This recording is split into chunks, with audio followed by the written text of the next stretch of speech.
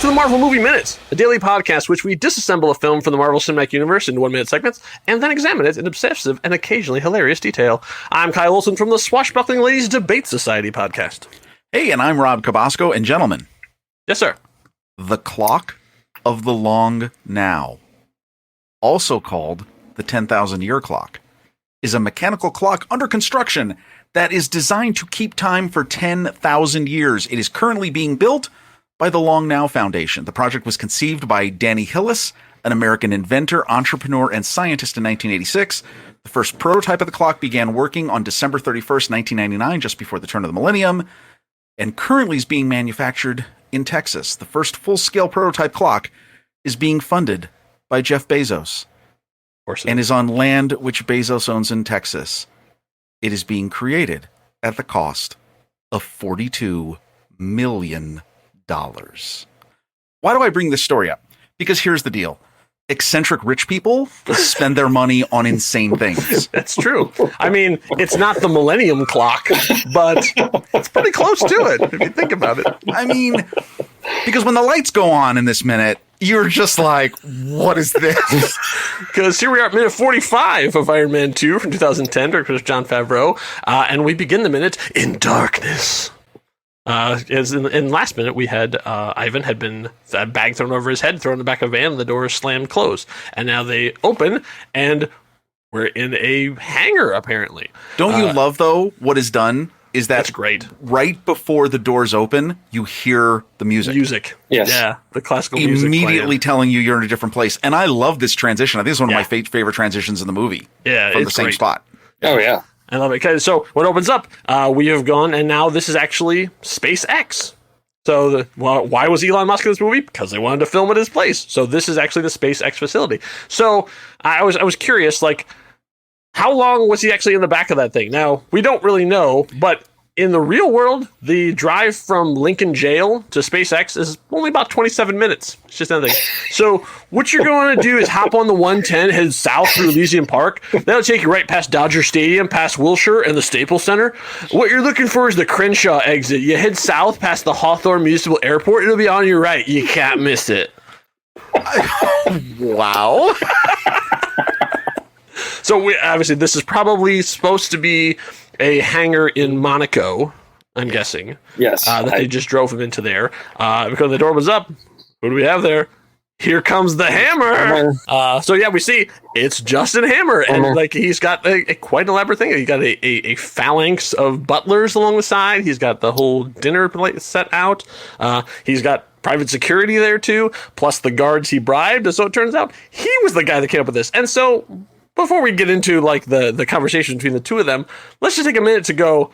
In 12 hours, Justin Hammer managed to spring the most famous criminal in the world from prison in Monaco. And so, like, you know, Monaco obviously is as we've talked about, the bastion of a bunch of millionaires and possibly some tax dodgers. Who knows? But, like, they probably have some pretty serious security, too, because they can afford it. So he put this together, found out who these people are, bribed them, came up with the stuff, smuggled in all. I mean, like, Justin Hammer, like, is thought of as a joke by a lot of these things, but, like, this was a good plan, and it worked. Yes. Like, you know, sure, it was a little slapdash, and he, you know, maybe could have communicated what he wanted from Ivan a little better, but it worked. Here's Ivan. Like, he's out.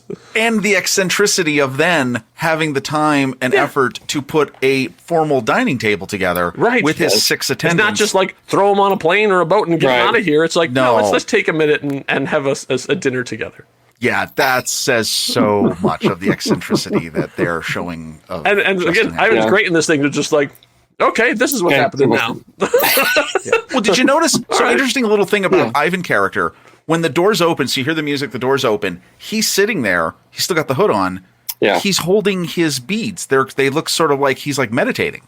Mm-hmm. You know, there's something going on with the character there before he's then let out of the van, which I thought was interesting. Right, because he's sitting in the van when it opens. He's not laying on the ground handcuffed with the bag over his head or whatever. He's sitting there with the other guy. So along the way, they probably took him off and probably didn't answer any of his questions. Well, he doesn't speak French, right? Yeah, right. Exactly. He's Russian. We don't even know if he speaks English in this scene. So. So looking around, he just started taking it on. Now, I was wondering, does Ivan Vanko know who Justin Hammer is? Mm-hmm. And my thought is yes, because first of all, he's done his homework. Like, he studied Tony, so if he knows Tony, he's going to know Tony's rival as well. Plus, he watched the hearings. Right. So we saw in the opening sequence, like, we saw he was watching the trial. So even if he didn't know them beforehand, he knows him from watching that. Your father. Like, he was watching all of that stuff before he used his whip to cut the TV in half, of course. So I wonder what the Russian voice of Justin Hammer's translator sounds like. Interesting. Random thought. So Justin Hammer then is being the gregarious host. He's like, hey, there he is. What an absolute pleasure. Welcome. Oh, goodness gracious. Can we get the handcuffs off my friend here? Forgive me. I'm sorry. I'm such a huge fan of yours. I didn't want to make an impression like this. He's not an animal. And the rest of it, he also has a nice little exchange in French, which I could not find a translation for. Basically, like, saying, like, are you sure you want me to take the handcuffs? Yeah, just take the handcuffs off the guy. Really? He's like, he's a criminal. He killed a guard. Like, it's fine, just go. So then, like, the guards, he obviously bribed, like, his newest employees, and then sort of sends them away. And he says, like, thank you, we're fine. He says, my name's Justin Hammer. I'd like to do some business with you. Please sit, dig in. And so, like, they have him, like, go and sit down at this big formal table. And I think Mickey Rourke in the scene is just great, because he's just like, he's like just going along with it and giving nothing. Like, he's not overwhelmed, but he's not, like, excited. He's not pleased. He's not, like, grateful. He's just, like, giving him, like the sort of the stoic, like, okay, like, let's see where this goes. Well, do you think I think what he's really exuding is that, hey, look, I got another opportunity. Yeah. And the gears are turning. You can see this. Mickey Rourke does a great job with this, because you can see him analyzing everything that's going on. And his attitude is that, hey, I'm taking it. I'm going to take this opportunity. Whatever this is, I'm doing it because it will help me get 4 steps ahead of whoever it is I'm dealing with right now. And you can kind of tell that. And I think that is really neat to juxtapose that with Justin Hammer, who Sam Rockwell again is just brilliant. Yes. One of the things I love it, and apparently this was a direct thing that he wanted to do, in the same way that Mickey Rourke, who has a bunch of tattoos, like, specifically chose what tattoos he wanted to have on and where he wanted them on his body. In the same way, Sam Rockwell said, I want to be orange. Yes. And so, like, if you look very carefully, he is spray tanned, and the best part about it is his hands are spray tanned on both sides. Well, he's and like they're weird. He's they're like patchy. Ross in the episode of Friends about right. Yes. Well, and I was just going to say is that when he's taking this all in, what does he get? Well, first of all, he just gets the absurdity of the scene he just sees. We got a Gulfstream 5 in the parked right here. Here we've got the Gulfstream 5. I mean, one of the first ultra long range business aircraft. Capable of carrying up to 16 people in a standard seating configuration, able to fly up to 6,500 nautical miles. Well, that one, the one that is also a C-37A, that is the military variant. It flew its first flight on November 28th, 1995, and entered service in June of 1997. That's true. And you know that there's only 191 of these made? I did know that. It has a maximum speed of 675 miles an hour, a normal cruise range of 5,500 nautical miles, and a ceiling of 51,000 feet. It was the longest business range jet ever made at the time of introduction, and a nice piece of set behind them there too. Well, that's once again clearly what Ivan. That's what Ivan was doing. He was taking all that and he was running all that through his head and say, "Now I know who I'm dealing with." But I think it's as you bring up. I mean, Mickey Rourke. I mean, great acting is great reacting, and that's what this is all about. Is he doesn't need any lines. You get everything from the physicality of what he's doing there and taking things in. But yes, clearly this is, as the mask comes off, it's this new opportunity. And, clearly he's aware of Justin Hammer and what an idiot he is. So it's clearly, okay, we know Ivan's a sharp guy. So, okay, how do I use this to my advantage? What can I get out of this relationship? Let me listen and see what he wants, because then, okay, I can be strategic. What leverage can I apply to this to get what I want? And clearly, motives are aligned, because he knows, Justin's on the other side, opposed to Tony. We've got some issues. So I've got, the enemy of my enemy is my friend, or something like that, right? Yeah. So yeah, but interesting union of these two. And it is a set wise the starkness of that, the bright white of everything. It just is a sharp contrast to where we came from the darkness of everything. We've left the darkness into the brightness of a new rebirth for Ivan here, right? Exactly. and we will see where his what his plan will be. But first, is he going to get to eat? Right. Yeah, I mean, we've been talking about food. Yes. We've been talking about bad omelets. We've been talking about potatoes that aren't potatoes. And now we've got this great spread. It reminds me of Hitchcock, where, food is always a key piece of, are people being able to eat or not? Are they being satisfied or not? Poor Ivan, he didn't even eat any of that meal. So he's been in a van for how long? And now how hungry is this guy going to be? Is he going to, if I was Justin, I'd be worried, is Ivan going to get hangry? Because, we don't want a hangry Ivan, right? No, nobody wants a hangry Ivan. No. So Justin says, please sit, dig in. What do we have today, Jack? And Jack says, we have salmon carpaccio.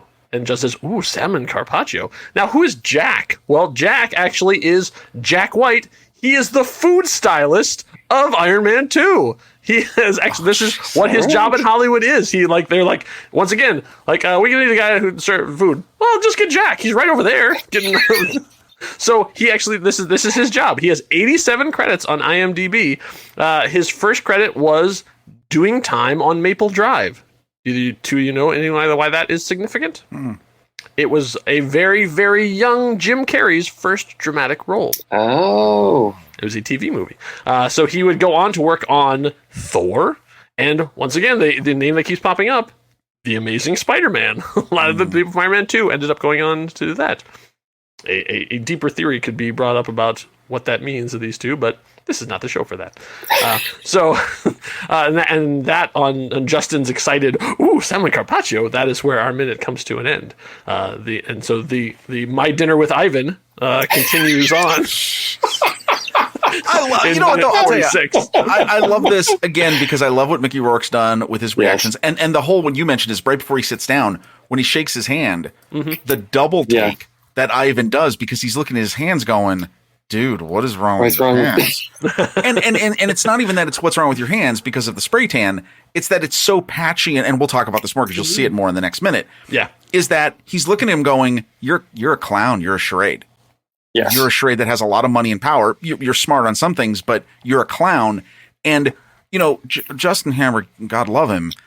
He's continuing that whole thing of, I'm just going to say the things that I think are appropriate now. So like when the guard is trying to tell him, you sure you want me to do this? He does the whole, probably the only French he knows, oui, right? Mm-hmm. Yes, yeah, I'm fine. Like, I mean, and it's just done so gratuitously there.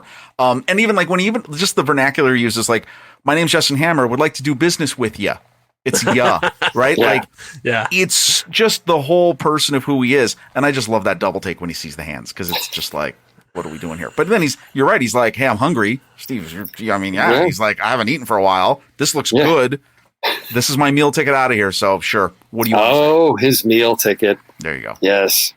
Nice. So, but the one thing we can all agree on is that Justin Hammer is a very well-dressed man. And if you'd like to be equally well-dressed, we can help you with that because we've got our own merchandise. Yes, that's right. Nextreel.com/merch. You can see all the kind of stuff. Not only do we have shirts, but we also have mugs, stickers, magnets, even masks. And if you buy a mask, another mask will be donated to a frontline worker through their service. So put our face on your face and help someone out as well. So unfortunately, this is we're going to have to say goodbye to Steve. Goodbye. So I'm so hungry. I'm so hungry from this week.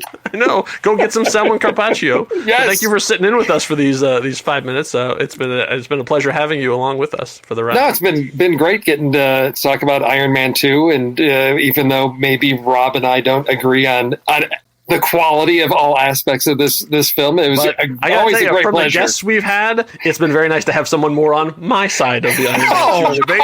Sir. First of all, I feel like we have agreed more than not, so I love you and I appreciate for this, but whatever. Team Hammer. So the